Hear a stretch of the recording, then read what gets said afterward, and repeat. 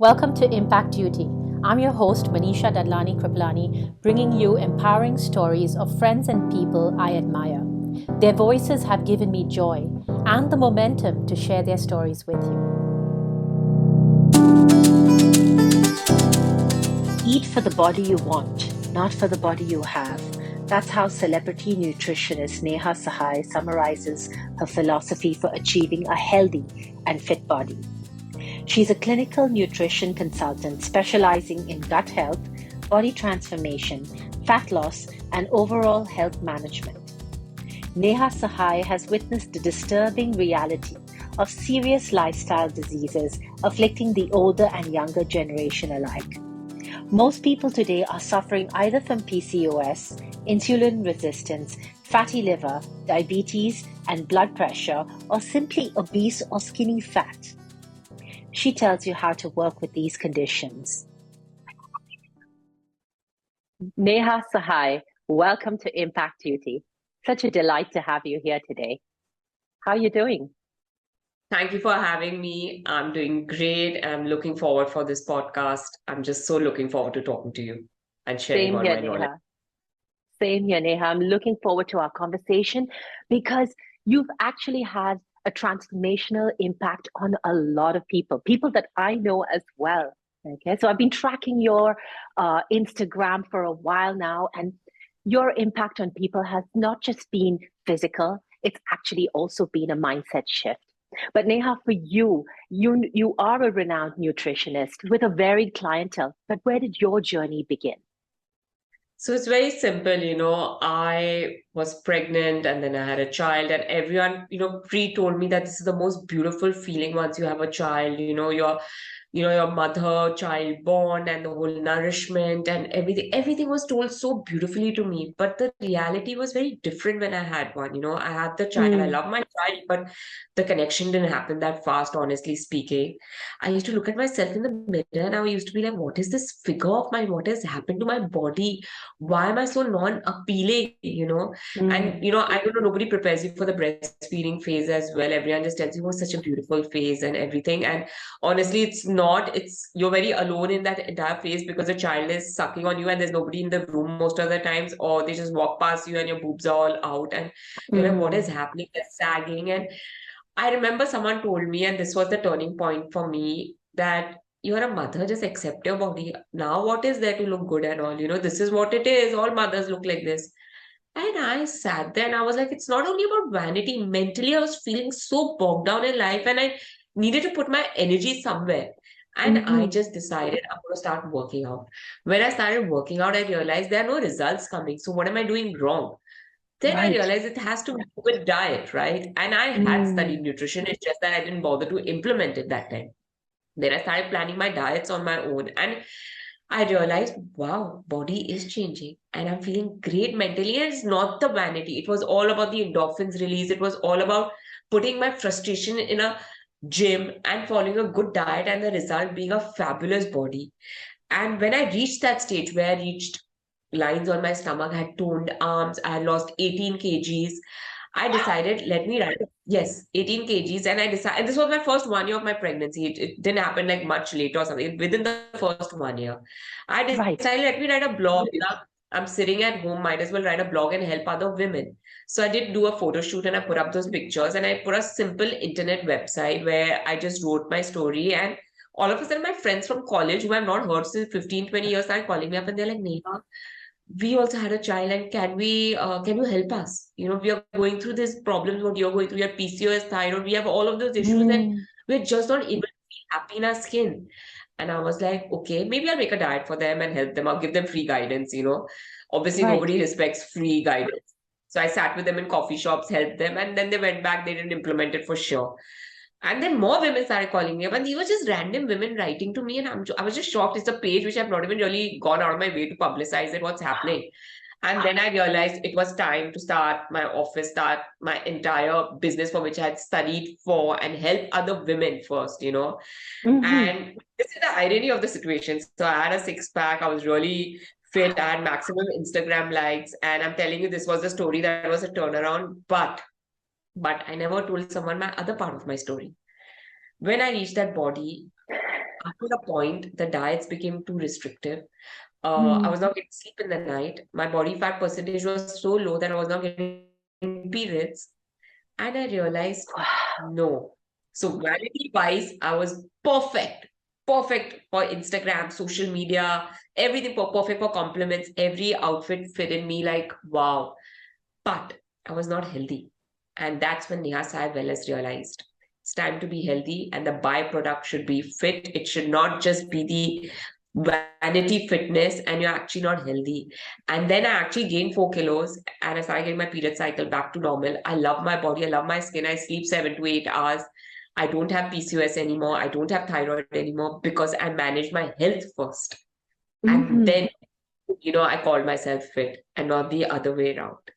And that's Mm-hmm. how Neha Sai Wellness was born. And then I again went and spoke to those women. And every woman who comes to me and says, Neha, we want lines on our stomach, I said, you'll get it. Indian body is hard to maintain. We do not have a better muscle mass like foreigners.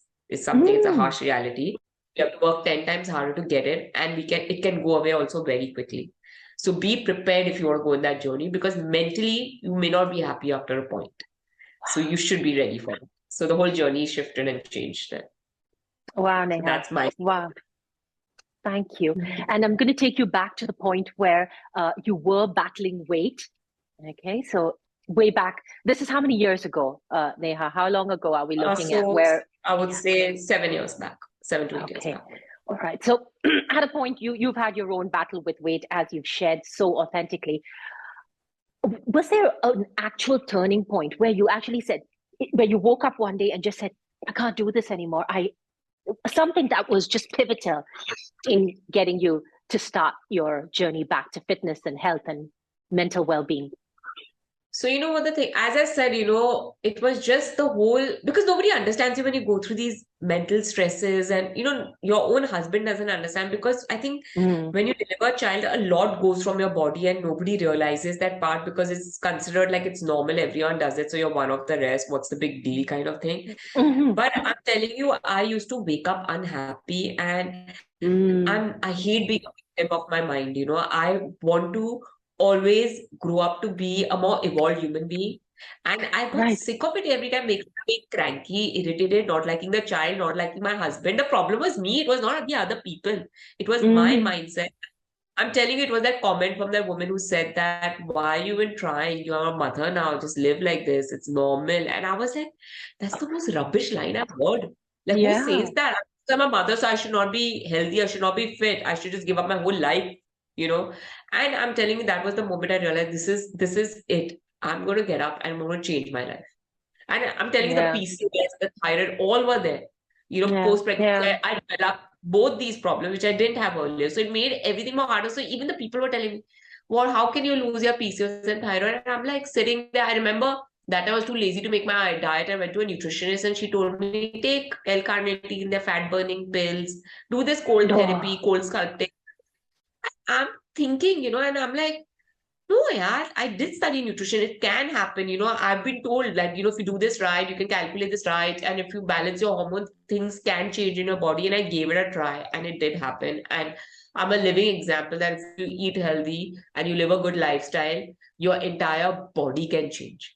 for sure. With that, your mind. For sure. You know, why I asked you that, Neha, is because as a teenager, okay, I had the opposite. I mean, as in I was extremely skinny. And even post my pregnancies, I was actually way slimmer than I am right now, you know. But in terms of fitness, Neha, I remember after my second child, I was breathless climbing up a couple of flight of steps. And that's when it hit me. I'm like, oh my God, I can still fit into my skinny jeans, but I'm Exactly. bloody unfit, you know? And for me, that was my pivotal moment when I needed to take exercise back and control into my life, you know? So, like you said, I'm so glad you're sharing your journey because I think as women, we each have a story with our bodies. We each have a story post pregnancy or without children. And, you know, it's lovely to be able to share because we know that, you know, we're not alone. And you've mentioned PCOS and PCOD once or twice already in our conversation. So I'm going to focus in on that. why do you believe women are more afflicted by this condition right now in today's world? Are we actually being afflicted by it more, or are we just hearing about it more? So unfortunately, back in the days, I think it was not discovered that a lot of women did have PCOD and PCOS. Like I remember as a child, I did have a bit of chin hair, which was Right. actually a hormonal imbalance. And I went to a gynec, and all she told me was like, do laser, it'll go away. But she never did the root cause. But today we Mm. know if there is something wrong with the hormones, if you're getting that, right? Your androgen level, which is a male hormone, must be higher than your estrogen, which is the female hormone. Now, Hmm. as time has gone by, there's been a sudden rise in PCOS, PCOD. I feel like every second or third client comes to me as either PCOD, PCOS, or thyroid. The Right. problem is it's either genetically predisposed or it's the environmental toxins, which are not in our hands, these two factors. Then is our eating habits. Now we eat a lot of processed packaged food, which has Hmm. ingredient list that disrupts your hormones very badly. Like a simple thing like a whey protein. You go to a trainer, he'll tell you to have it. But whey protein comes from dairy, which has been injected with hormones, and it's a concentrated version which a woman is having. And a lot of women, you just put them off whey protein, and the male hormone comes back to normal in no time. So just shows that how Hmm. much it affects your body. So eating habits have been a big factor.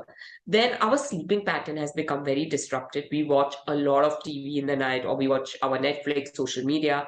We sleep lesser. It's also pressure of work today, competition much harder. So we're not getting good quality sleep, which results in our cortisol levels to go up. And again, if cortisol levels are high, stress levels are high, we're not able to deal with situations, which creates a havoc in our mind as well as our body and in our hormones. Right. Secondly, lastly, it is obviously our mental well-being. You will notice today, by nature, most people are not at the best position mentally. Again, because a lot of pressure, could be lack of sleep, could be the food, environmental factor, post-COVID. So there are Hmm. various factors that have resulted in increase in PCOS, PCOD.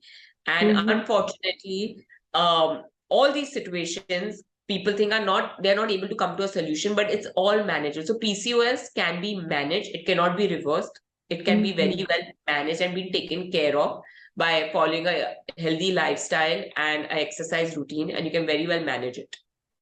Yeah, thank you, Neha. You actually already tackled one of the other questions, one of the sub questions I was going to ask you about, which was, can we maintain and can we reverse? So you've already told us that PCOS, Yeah. it can be maintained. Reversal is almost impossible, right? No, it's What it's about? not. It can be managed. So the thing is, you can reduce the symptoms to negligible, but if you Uh-huh, again come back to an unhealthy lifestyle, those symptoms can come back. right. What can we do? A tip or two in the right direction in terms of managing our, and So keeping us in. if PCOS, there are a lot of signs and symptoms of PCOS. I'm just going to brush up on it so it's easier. Right. One is obviously getting not periods on time, so abnormal periods. Obviously, infertility is the second one, which is the two obvious ones. Then there are things like where you have acne on the lower part of your face, you have excessive hair growth on areas where you're not supposed to actually get hair. Where you're Right. supposed to get hair, like on your head, you get male pattern baldness, you're losing hair. You have Wow. skin tags like darkening of skin, and Hmm. you have anxiety, you have depression, you actually gain weight because of PCOS because you become insulin resistant. So these are the few of the common symptoms that people go through when they have PCOS. And PCOD is basically within the umbrella of PCOS. It's in the same branch where you have cyst in your ovaries, Right. which is usually more than 11 to 12 cysts, and then you're diagnosed with PCOD, which again don't go. Their size can multiply if you're not on a healthy diet, or they can remain that size and not affect you that much. So it Right. all depends on how you manage that. So a diet which is basically to manage your hormones is very important. And usually your hormones are best managed with slight more fat in the diet, which is the first thing we tend to minus it.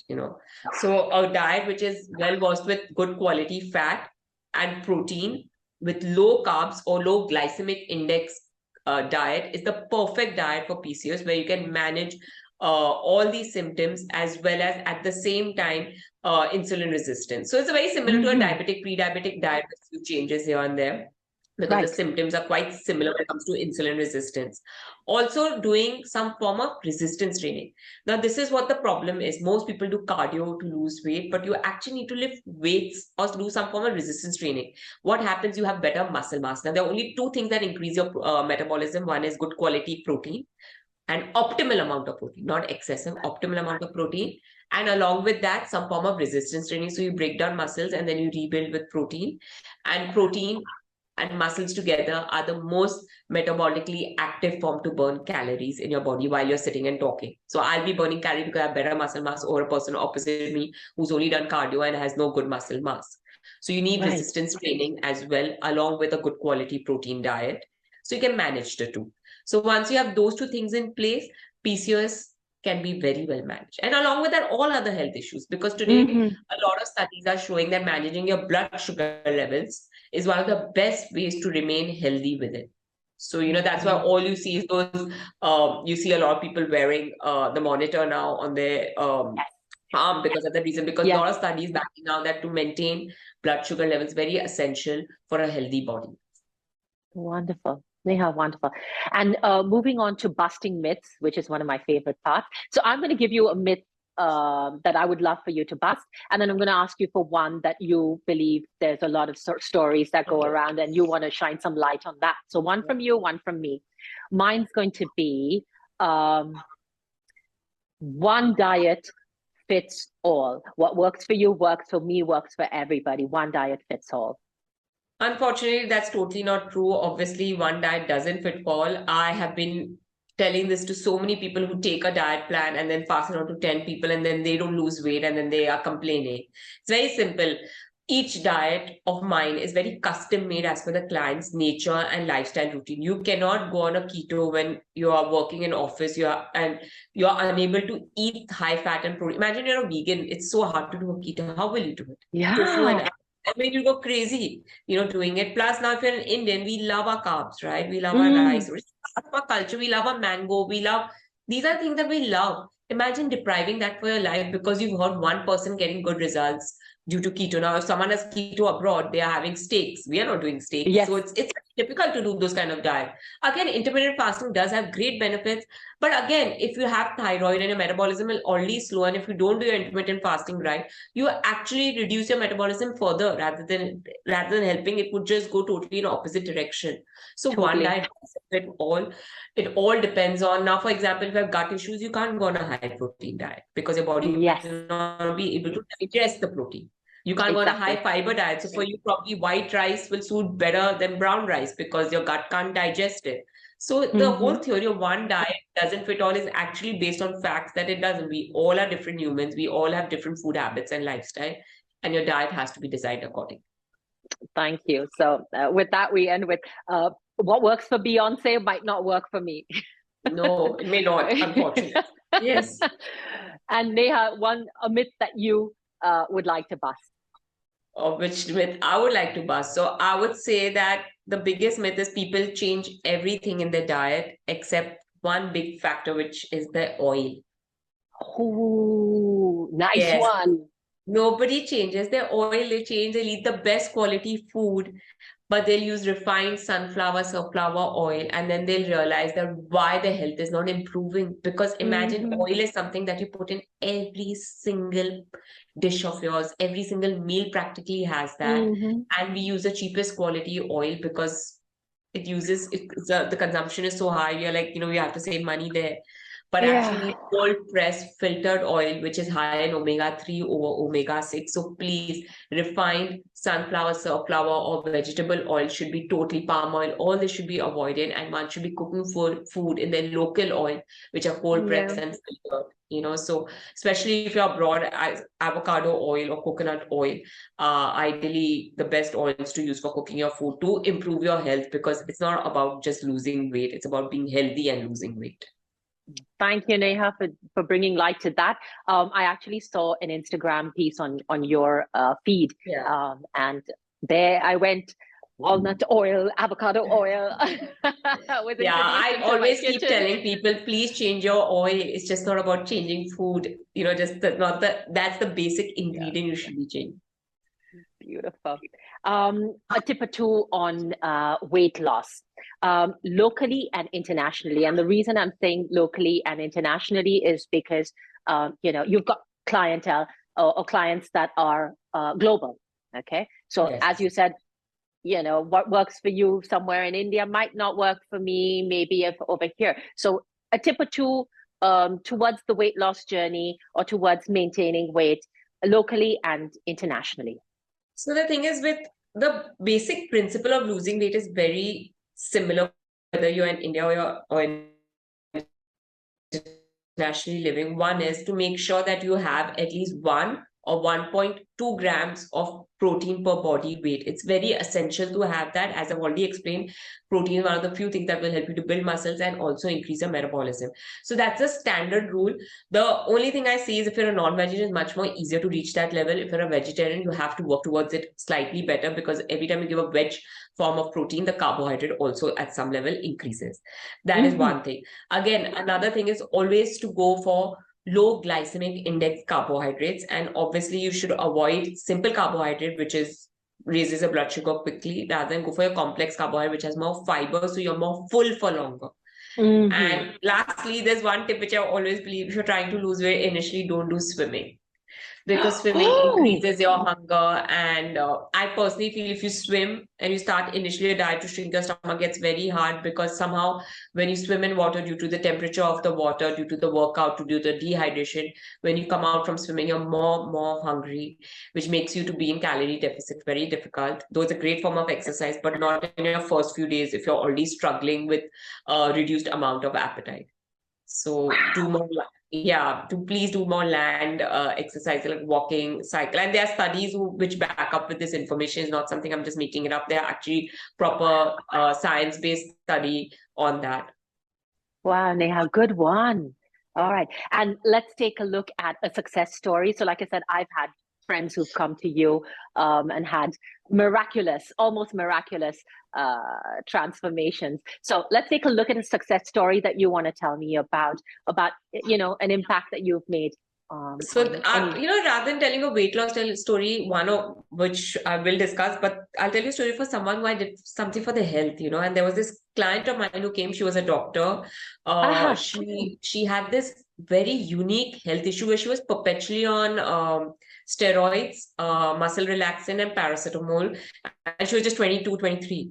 So she spoke to me in a networking event, and she told me that, "Nee, I'm going through all this. I've gone through physiotherapists, I've gone through homeopaths, Ayurvedic doctors, allopathy. I've tried everything."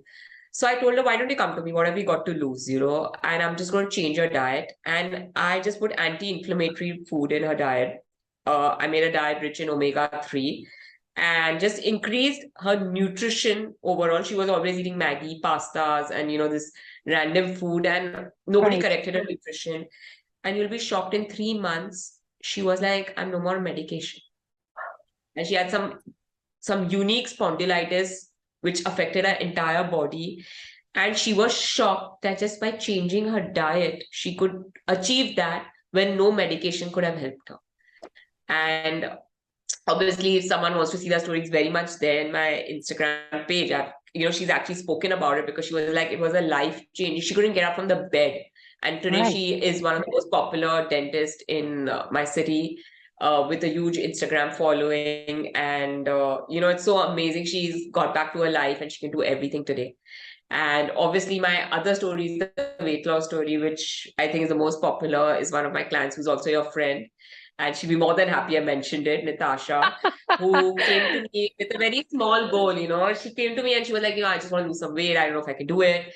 And she landed up losing 28 kgs from me. And she started looking gorgeous. I think her whole mindset has changed. She loves fitness, which she never did in the past. She loves eating clean. And more than anything, I think she enjoys her body. Like, she loves it. Yes. And that's the most important. She loves being in her skin.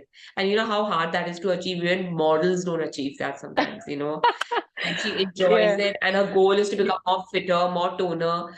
And she followed me blindly when I told her, do this, do that. She didn't argue much. And the results were fabulous. And I'm so proud of her. She's one of my most proud clients when it comes from a weight loss journey. Yeah. Excellent. Wonderful. How would if I came to you, how would you, or if you had a client from abroad, what's the first thing that you would do to customize a nutritional plan? Just, So, yeah, I understood. So, the thing is, a lot of people told me, why don't you hire a nutritionist below you? And this is exactly why I don't do it. I have a very personalized approach, a very unique approach. I sit and understand my clients really well. I give them mhm, enough time to understand their history. They pre-fill a form where I already know half their history when they come to me, either online or when they're in person. I listen to them. I understand what their life is. There's a lot of issues involved when you make a diet. It's amazing how well you get to know a person. Like I know clients who tell me, Neha, we can't cook different food. Our mother-in-law doesn't like it. Or I don't want mm, this one to know I'm on a diet. Or, Neha, I have this problem in the house. The cook will only make this much food at one time. He's not going to accept it. I listen to this, mhm, and the diets are very customized. I get it. mm, So if I feel like if I want to give them something in particular, I make it so easy for them. So if those issues are there around them, they can deal with it. Or they have to go to work. They're like 9 a.m. we leave, we come back at 7 in the evening. So Neha, how do we manage the whole day? Because maybe we won't be able to carry so much food. So I understand what restaurants precisely. are around them or from where they call food from. And we customize each thing for them so they can get inside their weight loss journey and do it happily. I don't complicate their life because a diet should not complicate your life. It should make it easier so you can follow it lifelong. So that's my thing, basically. Make it as simple as possible for them. Excellent, Neha. And just before I say goodbye to you, Neha, what would you like to see manifest for yourself in the near future and the far future?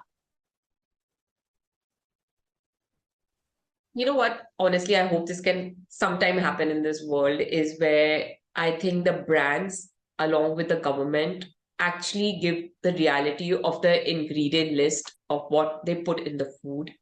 And so consumers can make more smarter options. And at the same time, I wish social media is more regulated with who gives that information as well. I hope something Yeah. like that happens because I see too many health issues happening in the world. And that is also because of just wrong marketing of food products. Wow. So, Wow. yes, I Neha, hope what a that brilliant changes. way to end. What a brilliant way to end. Neha, it's been such a delight speaking to you. Honestly, you've blown my mind with so much. And I can carry on chatting with you forever, but we'll end this right now. And here's wishing you all the very, very best. Keep shining, Neha. Thank you so much for having me. It was a lovely conversation, and I don't even know how the time just went by. Totally. Take care. Thank you so much.